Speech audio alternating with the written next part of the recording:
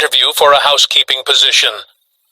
"Eliza, this is your chance," Sam shouted, throwing her arms around her friend as if it were already a victory. The next morning, Eliza arrived at the Roland at exactly 9 o'clock. The interview with Mr. Darren Whitmore was gentler than she had expected. There was something deeply genuine in the young woman's eyes, the persistence, the sincerity, and the carefully hidden exhaustion that made him nod after a few moments of silence. "Congratulations, Miss Merrick," he said. "You're hired." Eliza stepped out of the hotel with eyes red from tears, her heart pounding so hard that her hands trembled as she called Sam. "I got it. I got the job." That evening, in their familiar little room, Sam cooked a pot of spaghetti to celebrate. They sat close together on the old bed, eating and laughing, as if all their hardships had finally been left behind. "You deserve this," Sam said with absolute confidence. "From now on, life is going to get better." But Sam had no idea that, just a few days later, a decision that seemed harmless at the time would completely change Eliza's life. That Saturday, Sam insisted they go out to celebrate. "Let's go to Harbor Pulse," she said excitedly. "You deserve to have a little fun." Eliza shook her head, clearly hesitant. "I don't really like places like that." "Just one night," Sam pleaded, her eyes full of hope. "Just one night, okay?" In the end, Eliza gave in. They put on the nicest dresses they owned. Eliza chose a simple, modest black dress, while Sam wore a striking red one that stood out in the crowd. Harbor Pulse was packed. The music pounded against their chests, LED lights flashing endlessly in every color imaginable. To Eliza, it was a completely foreign world, a world of people with money, with time to waste, and with no need to worry about tomorrow. Sam pulled Eliza into the flow of people. They danced and laughed.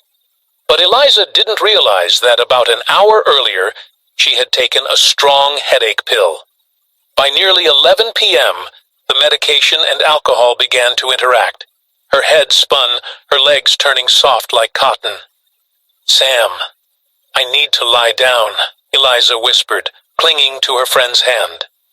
"I'm so dizzy." "Do you want to go home?" Sam asked, worried. "No, I just need to lie down for a bit."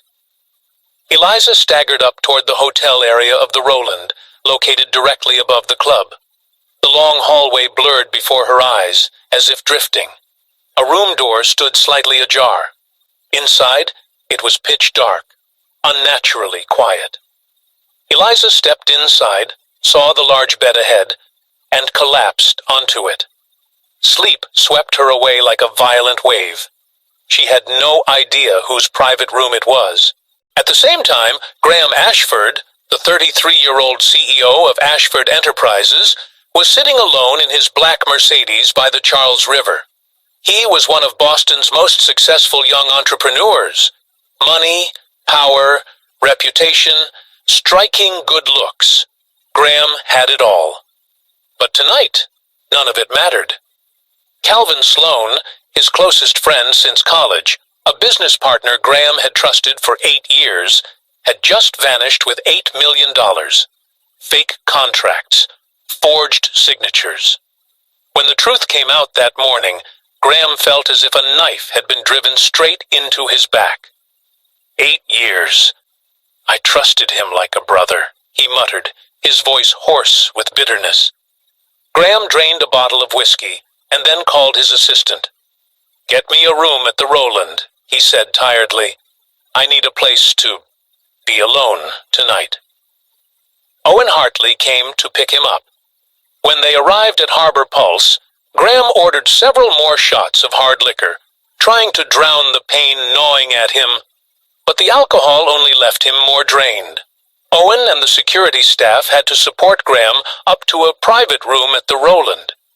They laid him on the bed, turned off the lights, and quietly left. About half an hour later, Graham woke in a hazy state. He saw the silhouette of someone lying beside him. In his drunken blur, he assumed it was someone his assistant had arranged, one of the ways he had used before to forget the pain. Graham said nothing. Eliza didn't move either. She was deeply unconscious. And that night, amid confusion, pain, and helplessness, two destinies touched each other in the most tragic way. The next morning, Eliza woke as sunlight slipped through the curtains. Her head throbbed. It took a few seconds for her to realize where she was. The luxurious room, the large bed. An unfamiliar scent fills the air. Then it hit her. Eliza jolted upright, her heart racing. She looked around, clothes scattered everywhere. Fragmented memories rushed back.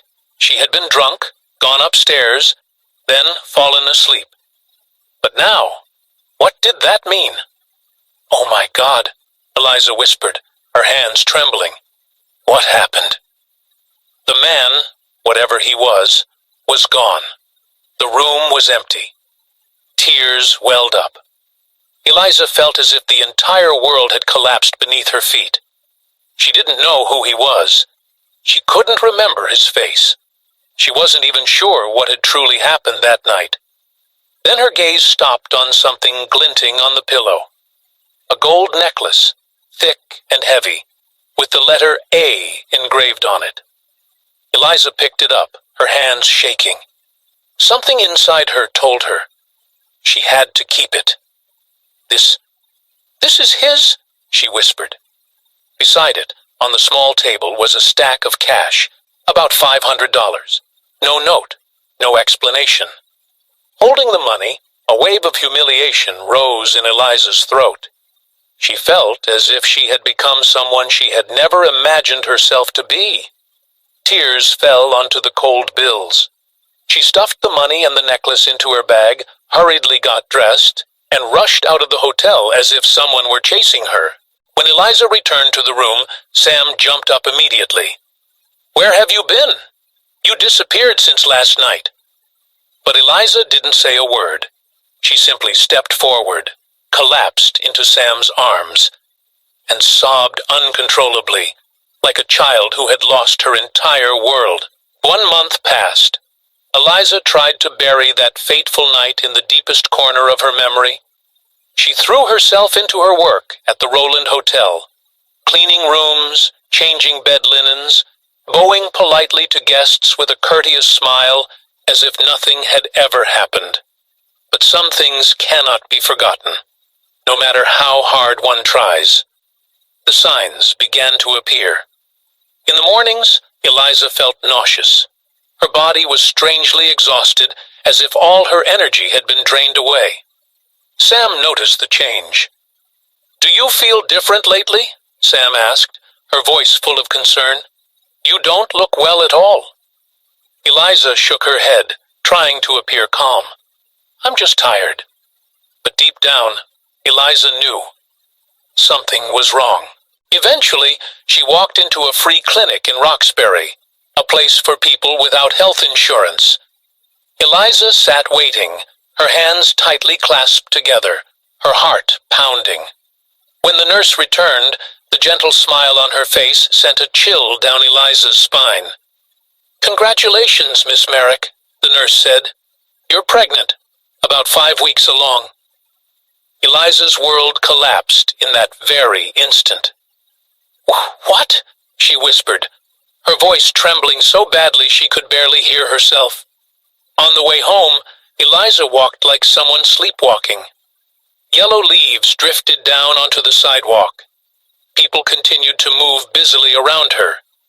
But to Eliza, everything had become blurred and distant, like a painting drained of all its color. "I'm pregnant with the child of a man, whose name I don't even know." When Eliza got home, Sam wasn't there yet.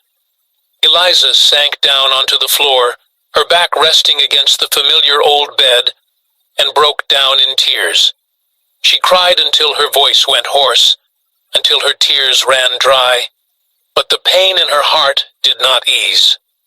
Eliza placed a hand on her stomach, still flat, but inside there was a life growing.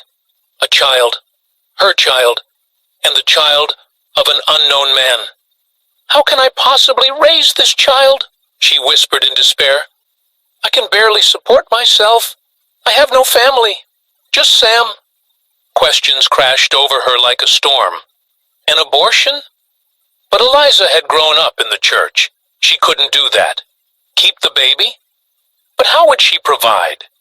And when the child grew up and asked about their father, what would she say? The door opened. Sam walked in with bags of food in her hands. "Eliza, I bought pizza so we can—" Sam stopped short when she saw Eliza sitting on the floor, her face streaked with tears. "Eliza!" Sam rushed over. "What happened?" Eliza looked up. Her eyes were red, her voice so small it nearly dissolved into the air. I'm pregnant, Sam." Sam's face drained of color. "What?" "I'm pregnant," Eliza repeated. 5 weeks. Sam dropped down beside her, staring in shock. "The man? That night?" Eliza nodded. Tears spilled over again. Sam said nothing more, only pulled Eliza into her arms. The two girls held each other tightly and cried together. "Eliza," Sam said, her voice breaking. "I don't know what to say, but you're not alone. You have me. I'll stay with you, no matter what you decide." Eliza looked up, her voice trembling. "I don't know what to do at all." Sam squeezed her hand firmly. "Do you want to keep the baby?" Eliza was silent. Then she placed her hand on her stomach again, feeling the fragile yet undeniable connection. "This child has done nothing wrong," Eliza said softly. "They didn't choose to come into this world this way. If I abandon them, I'll never forgive myself." Sam nodded, her eyes resolute. "Then you'll keep the baby, and I'll help you. We'll get through this together." That night, Eliza lay still, staring up at the ceiling. The sound of car horns echoed from the street below. In her heart, a decision had taken shape. No matter how difficult the road ahead might be, she would give birth to this child and raise them. "My child," Eliza whispered into the darkness. "I don't know who your father is, but I promise I will love you with everything I have." 1 week later, Eliza knew she could no longer stay silent. Sam agreed. They couldn't just sit around and wait in hopelessness. "We have to go back to Harbor Pulse," Sam said firmly. "Someone there has to know something." That afternoon, the two young women stood in front of Harbor Pulse's glass-fronted building. The late-day sunlight reflected sharply off the glass. Inside, the club looked nothing like it had on that loud night. No music, no laughter, only the quiet cleaning crew silently mopping the floors. They approached the reception desk. Sam spoke first. "We need to ask about a guest who was here about a month ago." The receptionist frowned, his tone cautious. "I'm sorry, we're not allowed to disclose customer information." "We don't need a name," Eliza said softly, trying to stay calm. Do you remember who rented a room on the night of September 15th? The man shook his head. "There are dozens of guests every night. I can't remember everyone." Sam opened her handbag and took out the gold necklace. "The guest left this behind," she said. "We just want to return it." The receptionist took the necklace, examined it closely, then sighed. "This is real gold. It looks very expensive. But without a name or a specific face, there's nothing I can do." They continued asking others. A female cleaner named Deborah Keats paused to listen to their story, her eyes full of sympathy. "I understand who you're trying to find," she said quietly. "But every night, so many drunk guests are taken up to their rooms. I truly don't know who is who." Finally, they went to see Darren Whitmore. He sat in his office, arms crossed, looking at the two young women with visible displeasure. "Miss Merrick," he said coldly, It's inappropriate for you to be questioning guests like this. If anyone complains, you could lose your job. I'm sorry, sir, Eliza said, her voice trembling but resolute. But this is very important to me. I can't help, Darren replied curtly. Customer information is confidential. I advise you to focus on your work. Stepping out of Harbor Pulse, Eliza and Sam stood silently on the sidewalk in the fading light of dusk. The autumn wind swept past, carrying a sharp chill. No one knows, Eliza whispered, her voice nearly breaking. Sam turned to her and looked straight into her eyes. Eliza, listen to me. Maybe we'll never find that man, but that doesn't mean you can't raise this child.